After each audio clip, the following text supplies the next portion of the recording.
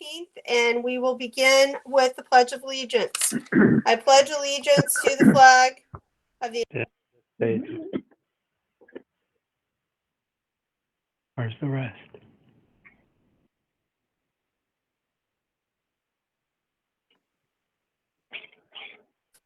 Thank you. The first order of business this evening is the approval of the agenda. Are there any additions, deletions, or changes to the agenda? Hearing none, a motion would be in order to accept the agenda as presented. I make a motion. I'll second the motion. All those in favor? Aye. Aye. Aye. Aye. Aye. Motion passes. General public comment. Is there anyone wishing to speak to the board about an issue this evening that is not on the agenda?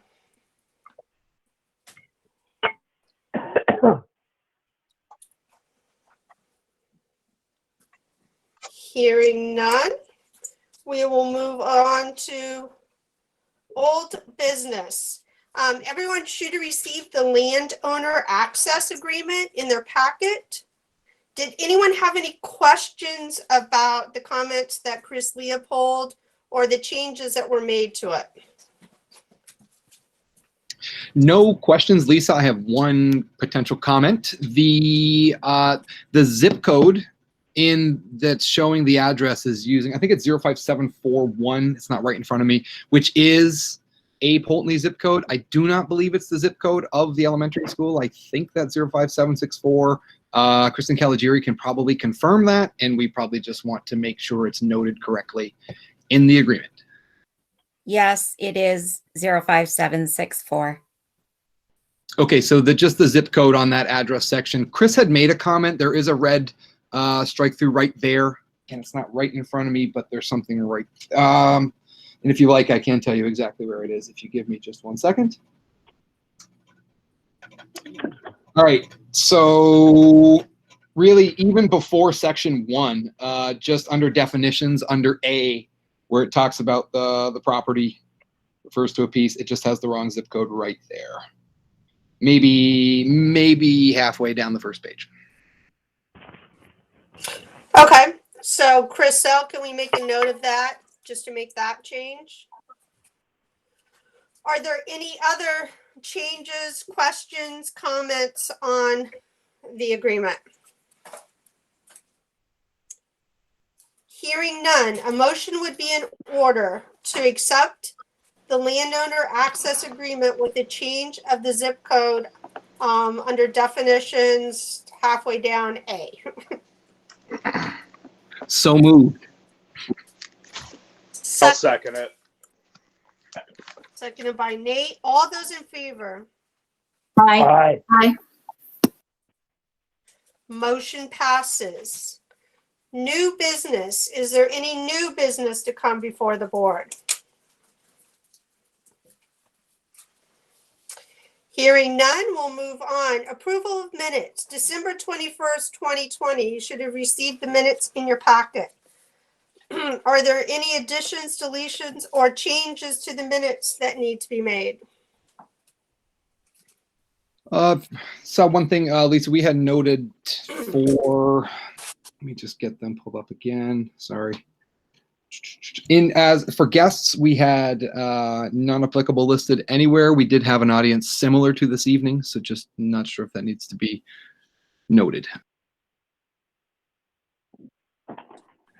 Okay, I will go back and pull back my notes and see if I can send that to make that update to Shauna. All right, with that update, motion would be in order to accept the minutes. I make a motion. Motion by Jim, second. Kristen Ross, I second. All those in favor? Aye. Aye. Approval of warrants. You should have received the warrants in your packet. Question should be directed to Lewis. A motion would be in order to approve the warrants.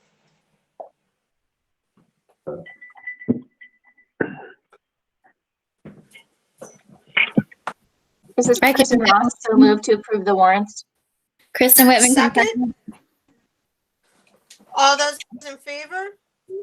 Aye. Aye. We'll Aye. go on to superintendent's report. Chris Sell. Thanks, Lisa. So I have a few items to discuss tonight. I'll try to be brief. As we know, we just returned from the holiday break a couple weeks ago. I know that there were certain complexities surrounding the break, and with COVID-19 and with just travel, that we decided to make a shift to remote learning for the week of the 4th through the 8th. I know that we're still anticipating or just crossing our fingers and hoping that the post-holiday spike doesn't necessarily hit us, but we do see things occur in our communities, and we've had a positive test last week in one of our schools. So we're taking on a day by day just to address it to see what happens, whether or not we need to shift schools or the SU to more back to remote if necessary. Most of our focus this past couple weeks has really been centered on finishing budgets and preparing for town meetings, as well as the budget vote. We do have our Quarry Valley informational meeting, which will be held virtually on February 23rd at 6:00 p.m. We will be discussing the warning tonight, and the town meeting day will be March 2nd, 2021. The voting will, I spoke with the clerks, take place as normally. I know that in West Rutland, I do believe it's going to be at their town hall. Proctor will be at the junior senior high school, and in Poultney will be at the firehouse. As we talked about earlier about COVID-19 testing, we did take these, had the second round of testing took place in our GRCSU schools on December 16th. As part of that, as a result of that test, we had 0 positive tests. But I said this in every meeting, that is just a snapshot. That doesn't necessarily mean that it's not in our schools, not in our community, but it just gives us like I said, take a look at that moment in time. We are monitoring this on a daily basis. We talk to the Department of Health at least once every day, just about how things are looking in our communities, in our schools. But our third round of testing will take place on January 27th, which will it's coming up next week, or so we'll see what happens there. COVID updates, we've had 5 cases thus far across the SU. As a result of those 5 cases, we have not had to take drastic measures across the SU. We've been able to keep more local controls, while in some of our buildings we've had to shut down grade levels or schools, just due to timing or due to the amount of close contacts we've had. But the mitigation measures and protocols that our staff and our administration put in place have greatly reduced the impact within our school. We've seen that the spread has been limited in our schools, that we've had 0 results of the spread, zero consequences of the COVID in our schools as a result of the spread. So we just want to make sure we keep it up, protocols, strategies in place. So therefore we don't have the spread that we see in other places, such as the church up in Virgin. This past couple of weeks we've been meeting with Quarry Valley Unification, and I have met with the 7 through 12 building admins and the school counselors to kind of take a look at the ways in which we can better unify our 3 schools. The lion's share of the work will be done during strategic planning, which is going to take place later this year. We began with the following things. So we have looked at common transcripts. We've taken a look at that already. We've already discussed that. We're in the final stages of that. We're looking at common graduation requirements, particularly beginning with next year's 9th grade students. We're also looking at what that may look like for our 10th, 11th graders for this year.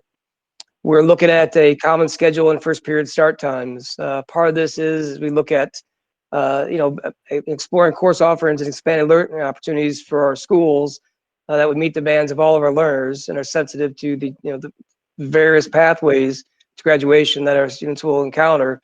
We want to make sure that we're not limited by just what we can offer in each of our buildings. So therefore, there might be a situation where a course is being offered at Poultney that a student at West Rutland or Proctor should have access to. And so we're looking at better ways of doing this.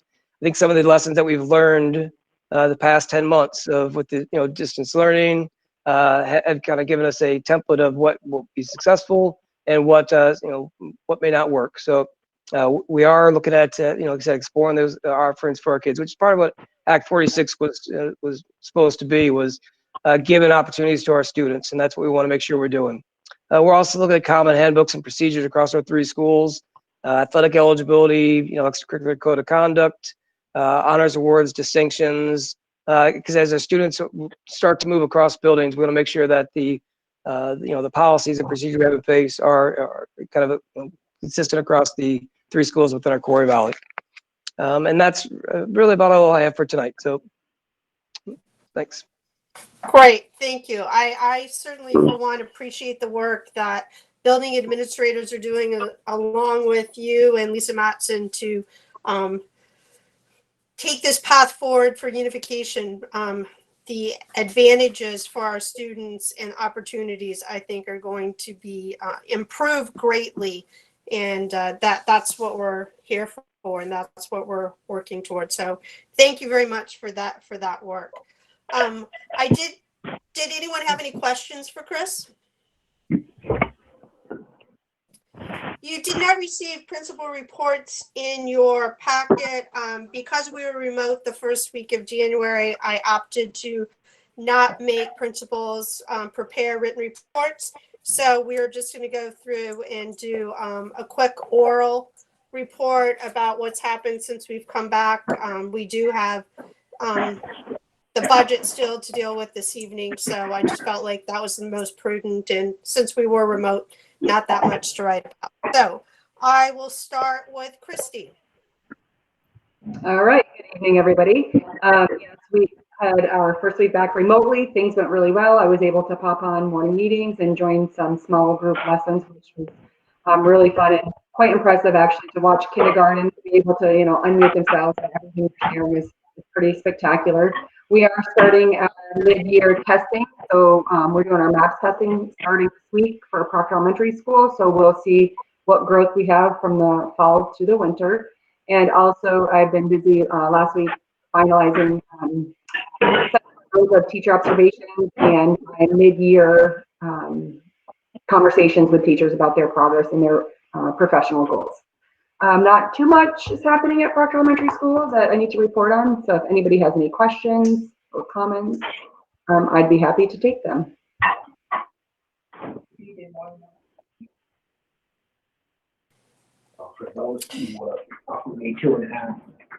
Hearing nothing, no questions, we'll move on to Kristen.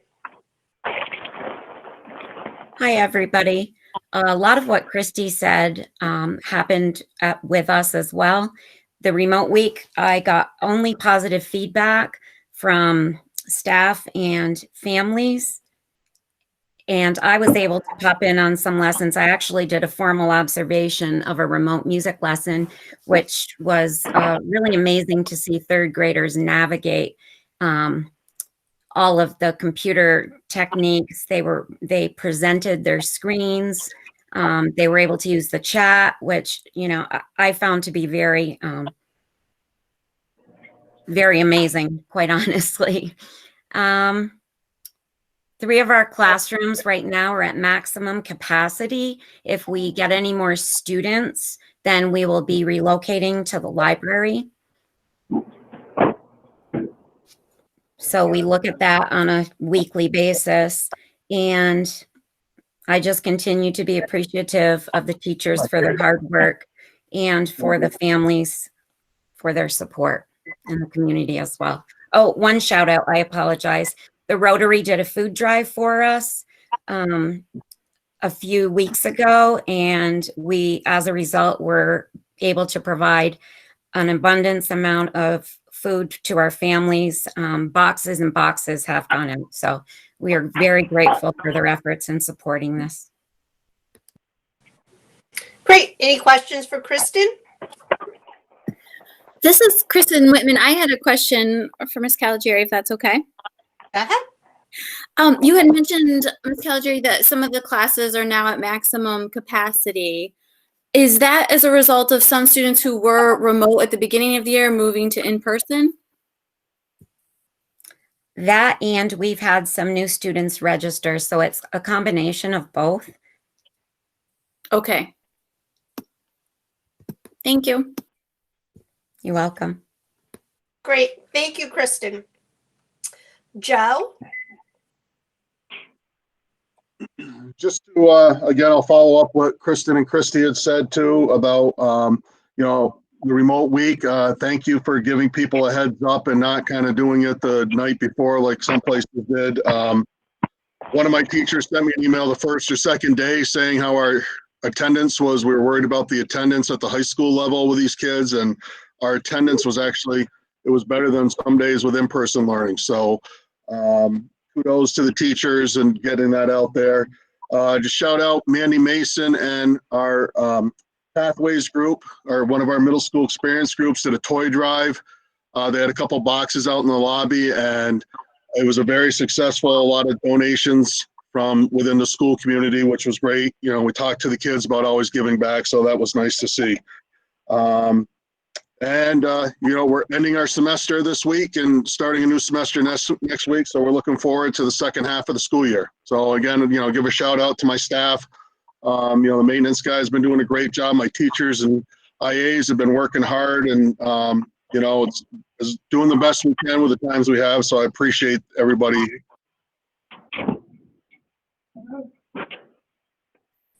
Any questions for Joe? Great. Thank you, Joe. James? Well, good evening, everybody. I wanted to just give a quick update. First of all, I want to thank all of our staff, just like everyone else has. They've done a tremendous job with last week with remote learning, or 2 weeks ago now, and then coming back last week. It was great.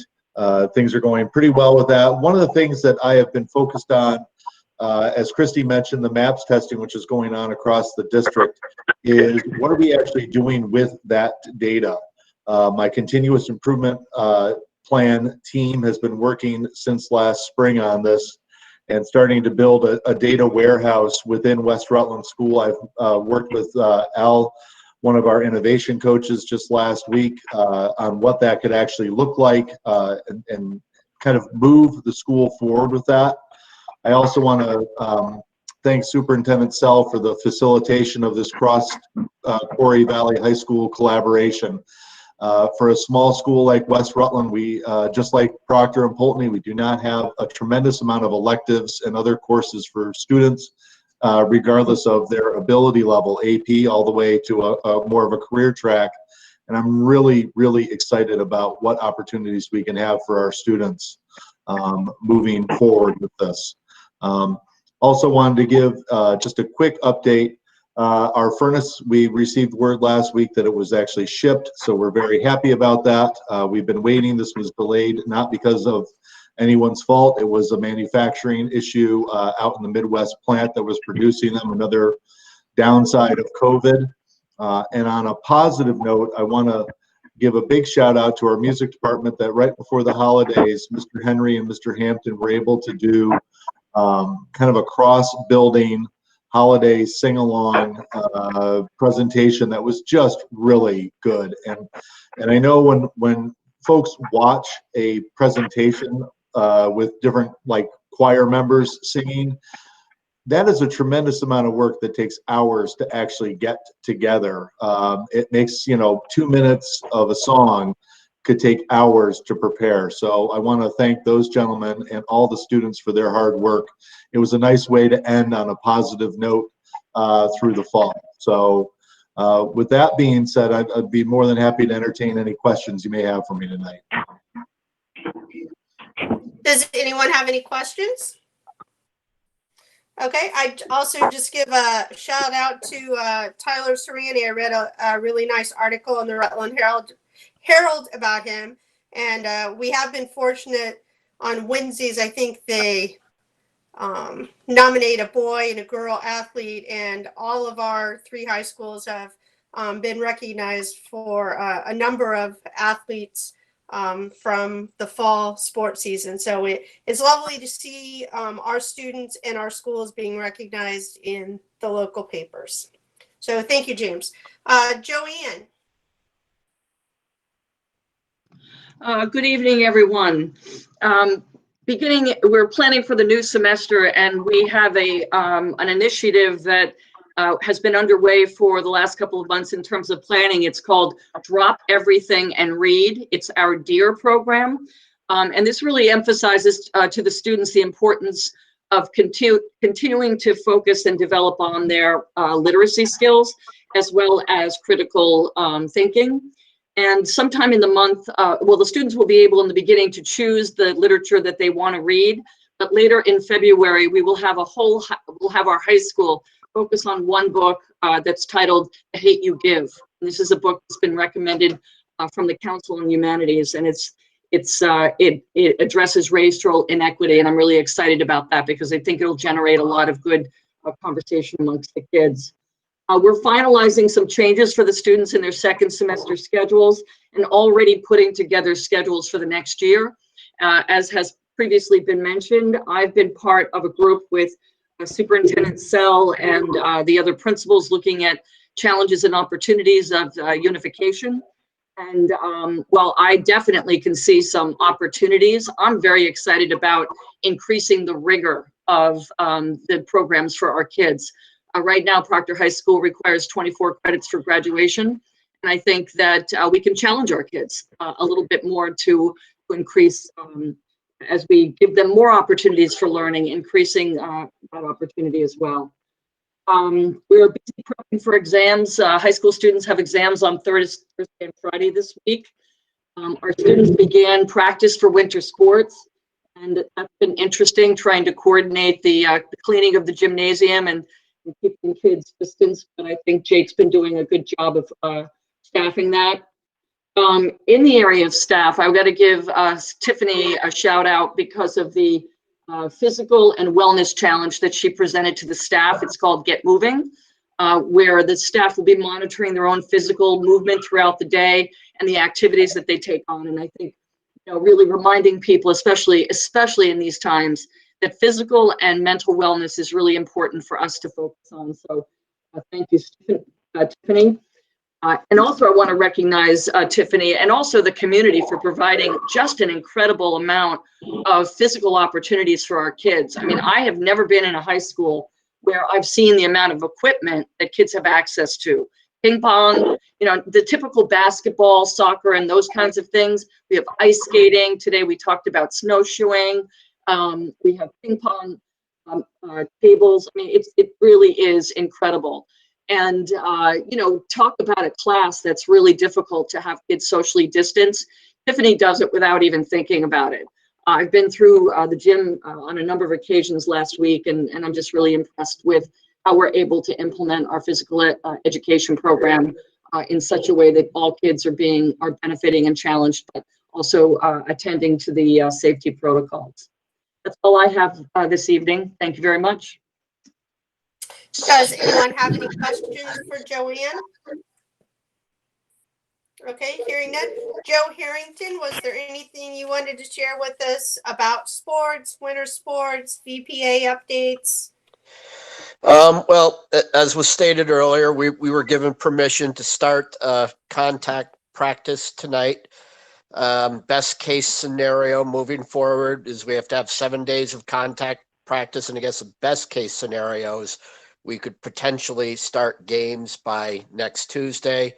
Of course, that is up to the governor, and we will just continue forward until we're given the okay to go. But everybody's looking forward to it, obviously, and keeping our fingers crossed. Great. Anyone have any questions for Joe? All right. Thank you all for your updates. Moving on to personnel contracts. I did not have a list of contracts in my packet. Do we have contracts that we need to be addressing this evening? You should have received some contract recommendations, particularly you have the principal contracts and you have some extracurricular contracts. I don't have that. Did anyone else not receive that? Any Does other board everyone members? have that? I have that. Mhm. Okay. Yeah, it was a Word document, Lisa. That I think it was one of the few Word documents in the zip file. It's got the number 5. It starts with number 5. Chris, would you like to just start that conversation then, and I'll search for it because I obviously didn't open that. Sure, I could send it to you as well. So, the principal contracts, you can see that, our Quarry Valley admins have made the decision this year to take a pay freeze. So they will be receive a 0% increase for next year. So therefore, their the salaries and the contract relations should reflect that. Then the extracurricular, they're just reflect just some of the coaching that I do not believe was approved in the last meeting.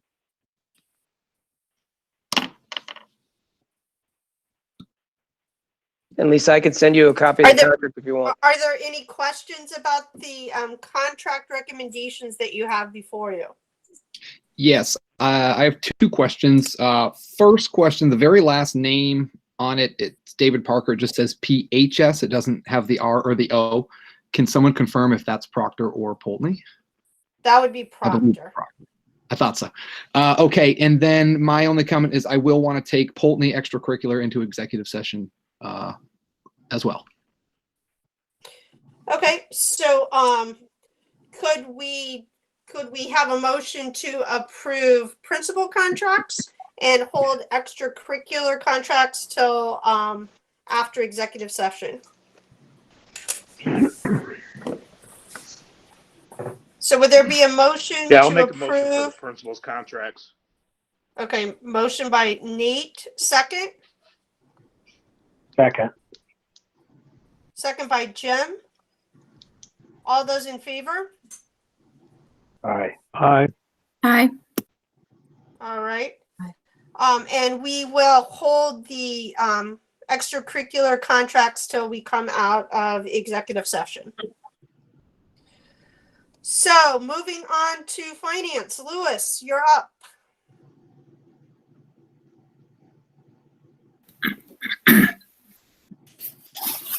Good evening, everyone. So the third draft of the FY22 budget was in the packet. There was one, so last month there was a number of changes, but this month there's only one change. And it has to do around the vocational tuition cost. So we were waiting for the 6th semester rolling average from the state, and we did receive that. And so Stafford tuition is flat for next year, so no increase in the tuition. So the only change would be in reference to the way it's billed, which is based on the 6th semester rolling average. And the state does that to kind of level off any dips and peaks in the tuition. So the 6th semester rolling average did decrease from last year, which is resulting in a $34,000 decrease in expense and a net decrease of $16,000 in education spending. And that is the only change in expense and education spending since the last round. So if you go to page 15 of the budget, actually 16, total expense is up by $273,000, which is 1.51%. Education spending is down by $20,000, which is 0.12%. So about a 10%. Any questions on that before I walk you through the tax rate?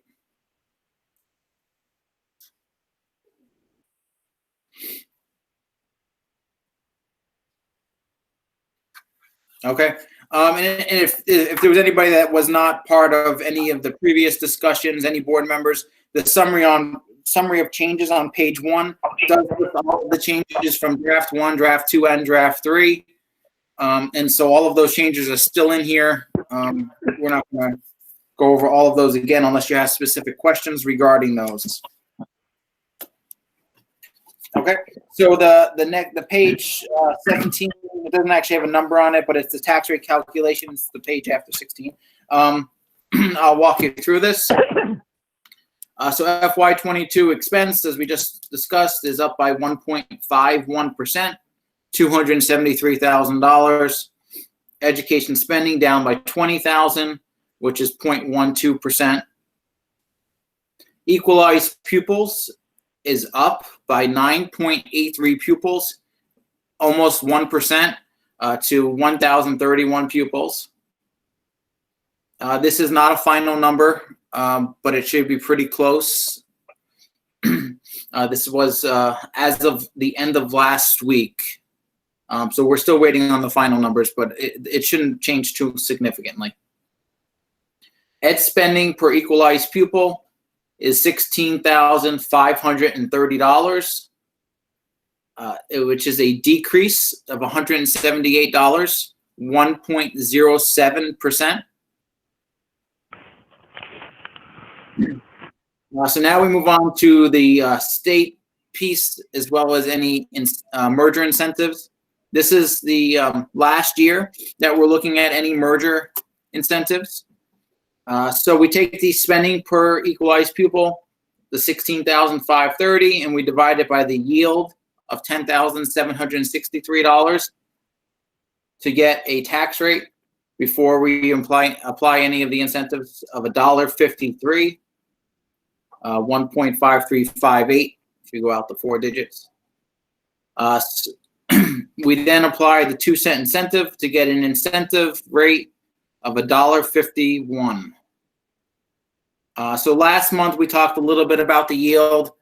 We have not gotten any updated information from the state regarding the yield. This yield is based on the tax commissioner's recommendation from December 1st. It takes into account a few different points that were in his letter, which include the current state deficit due to COVID. It takes into account an increase of approximately 3.5% of equalized pupils, education spending statewide. And it also takes into account some shortfalls that the state's having in the pension, with teachers' retirement fund. This number is not set until later on in the legislative session, usually April, May timeframe. It's set by the legislators. They'll take into account all of the things that the tax commissioner mentioned in his letter, as well as any changes that have taken place since December through April, whenever they make that decision. So some of the big factors that could change between now and then, one would be how much education spending is increasing statewide. Preliminary numbers that are coming in from other districts that I've spoken with is that education spending is not increasing the 3.5% that the tax commissioner estimated. This is due to a number of reasons, but the big one is that a lot of districts are trying to keep their budgets lean, cut costs, because they know taxpayers are having a difficult time due to the economy, people out of jobs. So they're keeping that in mind and trying to keep their budgets low. The state is still also working on trying to resolve the deficit issue. And the tax commissioner mentioned in his letter that he doesn't feel the taxpayers could absorb all of this increase all at once. And so the legislators need to take a look at how to resolve that, whether it be taking out a loan or spreading it over time. So I'm sure there'll be more to come as that legislative session starts. So right now we're using the tax commissioner's recommendation, but we hope that that number will change as we progress. And maybe we'll have some updated information before the town meeting, but at this time, this is the best number we have to work with.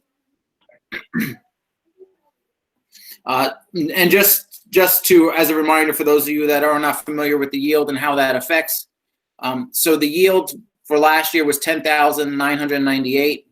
As the yield decreases, it increases your tax rate.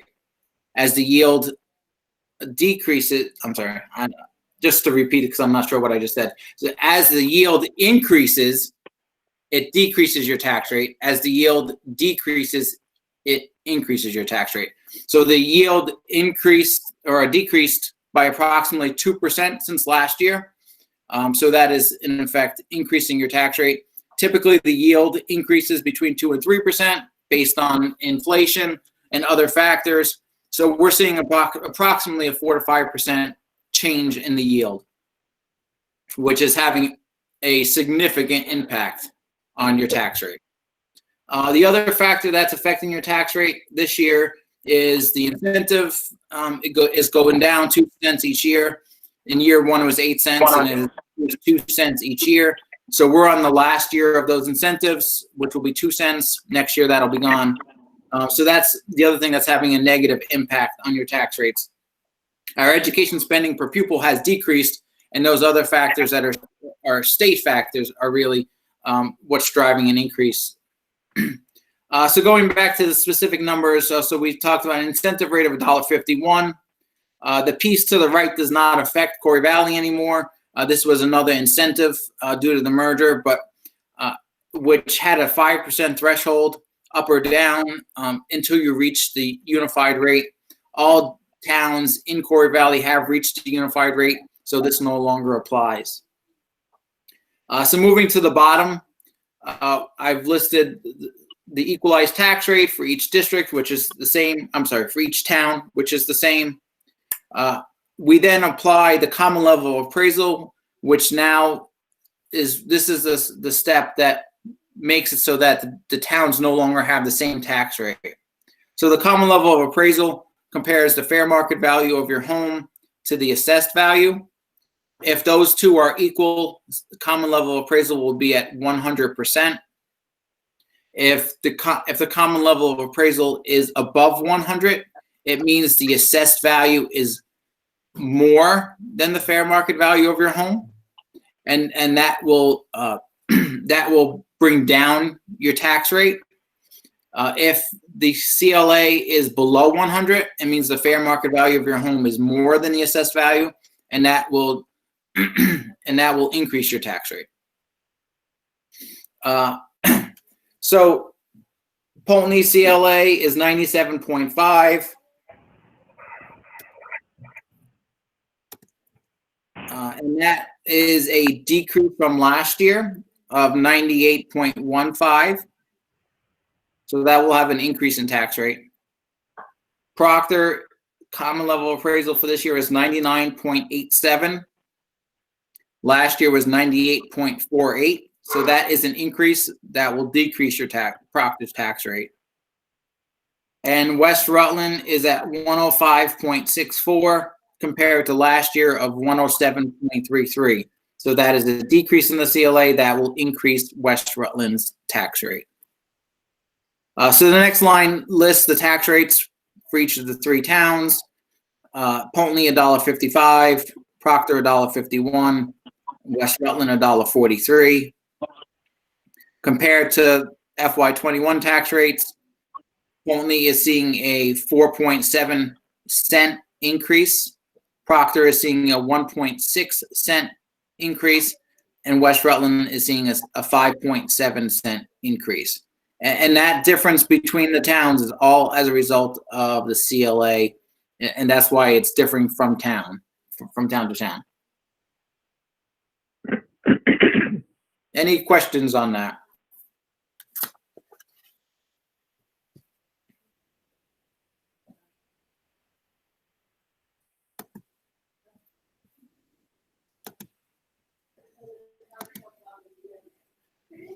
All right, so hearing none, I mean, that is the budget in a. Why don't you see the total number that's going to be on the warning, Louis? Okay. So the total expense, so there'll be three numbers on the warning. There'll be the total expense, which is $18,420,200.65. The next number that'll be on the warning will be the equalized, the spending per equalized pupil, which is $16,530. And then the last number that will be on will be that it states that spending per pupil is a 1.07 decrease.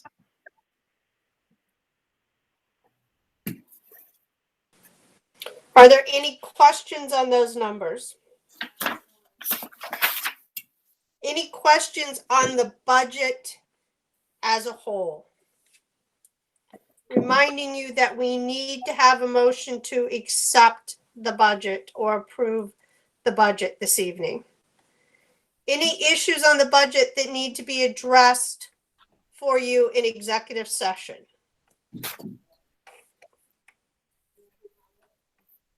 The only thing that I think we should discuss is if there's a need for any ballots, or extra articles on the ballot. So we have two. Well, we're not we'll discuss, this isn't approval of the warning. This is simply approval of the budget. Okay.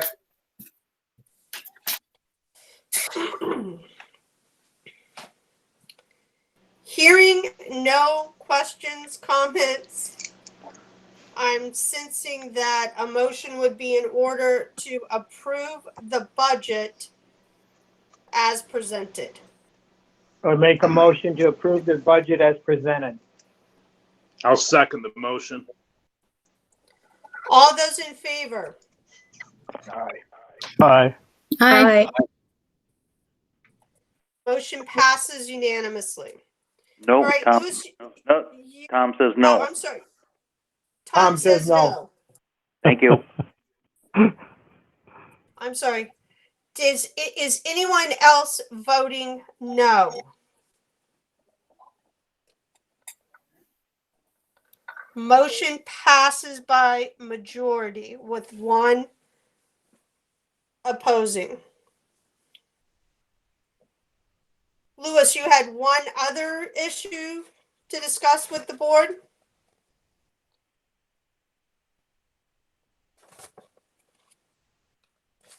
You're muted, Louis.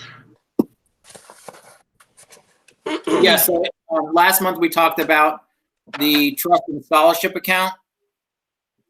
So the question that I posed to the board was that we currently have a separate bank account, and it's for Quarry Valley Trust and scholarships, including college scholarships, MRP, which is the Proctor Mortimer, and PFP, which is the Proctor Endowment. That account has approximately $600,000 in it.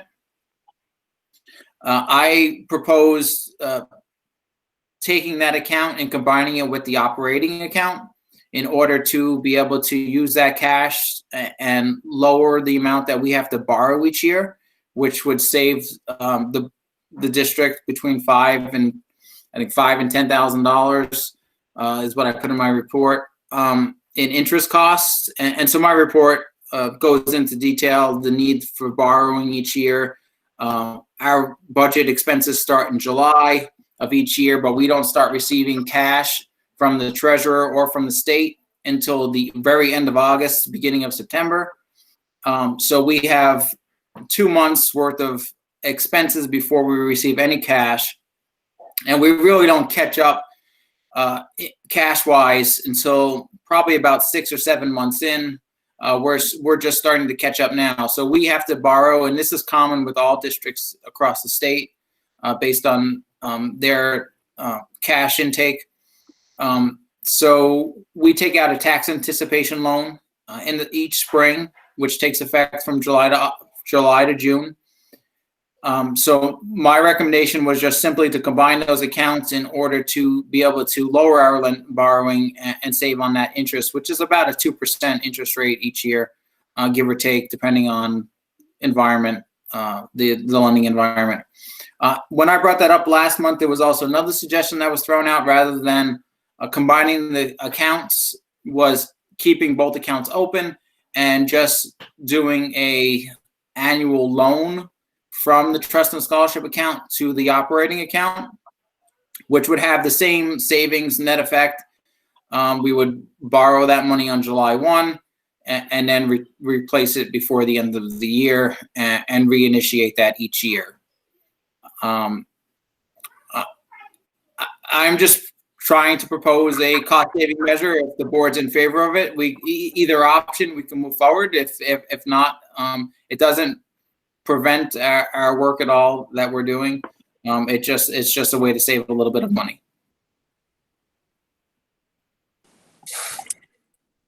Comments? Questions? Louis, Yeah, Louis, this doesn't really answer the question, but just for my own information, the 1,000 is in there is most of it those funds that you mentioned? I'm having a hard time understanding you. You were breaking up pretty bad. I'm going to try to answer it based on what I think I got it from it. If not, then you could ask the question again. So a lot of the spending coming from the trust and scholarship account is really periodic. So they're spending at the end of the year for the trust and a lot of the scholarships. By then we would have put back all the money. PFP and MRP are spent across the whole year. But we would take that into account whenever we're doing the borrowing to make sure that there's sufficient funds to be able to fund those expenses. Okay, thanks. Yeah, I turned my camera off. I'm not sure if it's me or the whole system, but the other question is, so that scholarship fund, it just kind of sits there. There's no interest on it. It's not being invested to have some return at all. I mean, it's not invested, but it is sitting in an account that earns interest.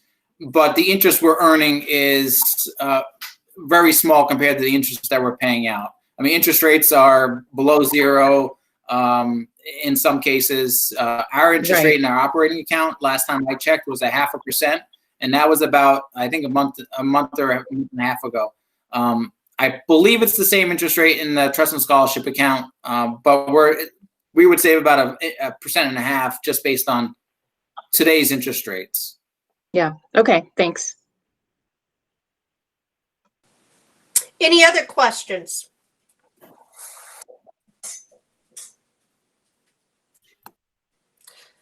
I prefer option one. I would also like, if a motion is made, if the board is in agreement with this, that a report would come to the board when the money is borrowed and the amount, and when the monies are returned. And I don't say that because of any concerns I have or anything like that about employees. So I just want to put that up front. But employees change and boards change. And I think if we're authorizing something like this to happen, as new employees come in, new board members come on, that if that becomes a standard part of the borrowing, the report aspect of it to the board, it just keeps it a little cleaner and transparent for the board. So all of a sudden, new board members aren't like, well, what are you talking about? And, we're 10 years down the road because they've had no conversation about this. So if it's the pleasure of the board to go forward with this evening, I think just because the things we do today, we can't just think about how they impact us right at the moment. We have to think about how they're impacting us down the road and how we're sharing information. And so I just think that's a clean way to share information with new board members as they come on.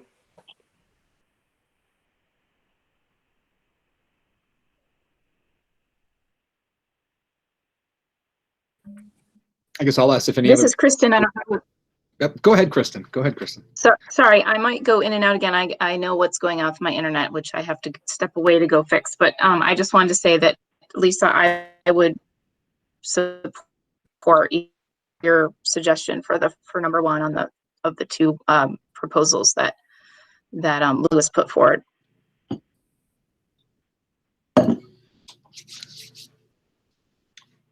Yeah, so my comments were simply going along their line. Does anyone have, say, different feelings from Lisa? Does anyone think option number two is a better option versus option number one? I'm definitely neutral on the choice, and I do I agree with the comments that you made before about the report too, Lisa.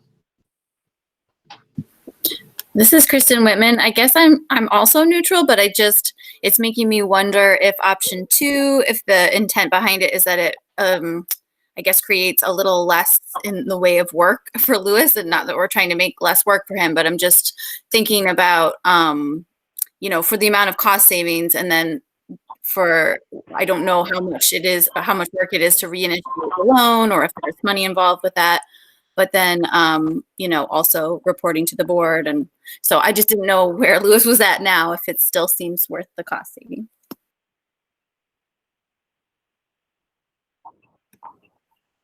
I think it's still worth the cost savings. As far as initiating the loan, I mean, definitely option 2 is a lot easier of a step, because we do it once and then it's done and there's no reporting.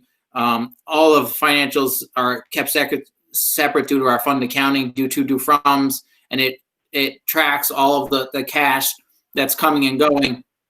So obviously, definitely option 2 is a lot easier. But as far as option 1, I'm able to create an online transfer from one account to the other, so I can do that twice a year. It only takes about 5-10 minutes to do that. And then I can create some sort of generic form that I put with the board packet each July and each June, or even before, whenever we pay that back. That's just showing that transfer took place and the date that it took place. Okay, thank you. Any other questions? So what is I just Go want to ahead. ask Lewis, is it pretty much as simple as the difference is like a one-time transaction where we consolidate the accounts, and for option 2, and option 1 means you'll have up to 2 transactions per year? Am I understanding it in a super nutshell?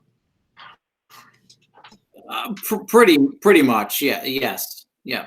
I mean, the only way it would be more transactions is if we either transfer too little, we decided that we can transfer a little bit more to increase our savings, or we transfer too much and we need to transfer some back to be able to fund PFP. So right now we have the 2 bank accounts. So anytime we put a check out of the trust and scholarships for PFP or MRP, we have to select a different bank account, so to make sure that we're pulling it all from the right account. And then we do a year-end reconciliation to make sure that, because sometimes the wrong account is chosen, we do an annual reconciliation to make sure that all the due froms are zeroing out, and that the right amount of money was pulled out of each account. And that's currently being done. So that's, I think, the thing that I mentioned in option 2, where I said it would eliminate those reconciliations, because only having the one bank account, there's really nothing to reconcile as far as that. I mean, there's plenty to reconcile, but not as far as that goes. But for the most part, there would be 2 transactions each year of moving cash, and then the journal entries that would go along with those, as opposed to the one-time journal entry. Other questions? And what is the pleasure of the board on this request?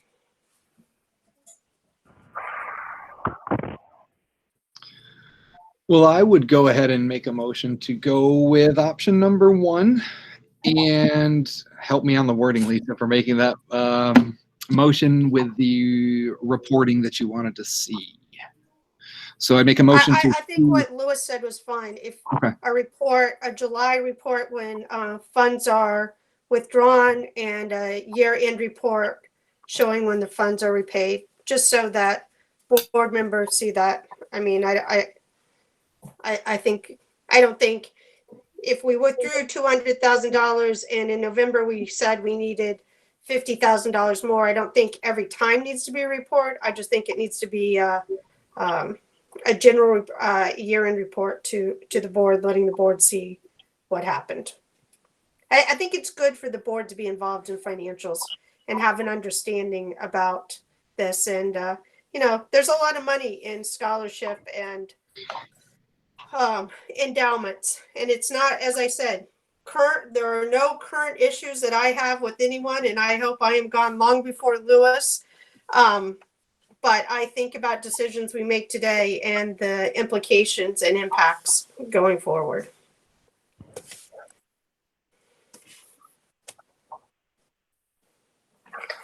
I could second that motion to approve option 1.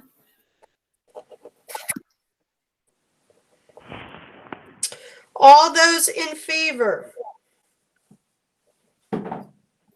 Aye. Aye. Aye. Aye. Are there any opposed?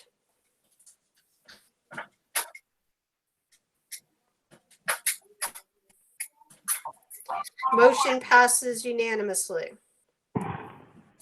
Is there anything else you have for us, Louis? Not at this time. Not at this time. Okay. The next regular meeting is February 15th. The annual informational meeting is February 23rd, which obviously will be a little different this year and will be virtual. So that information will be shared with you with respect to, and that information will be on the warning as well for the call-in and the Google Meets code. Are there any future agenda items that the board would like to see on the upcoming agendas?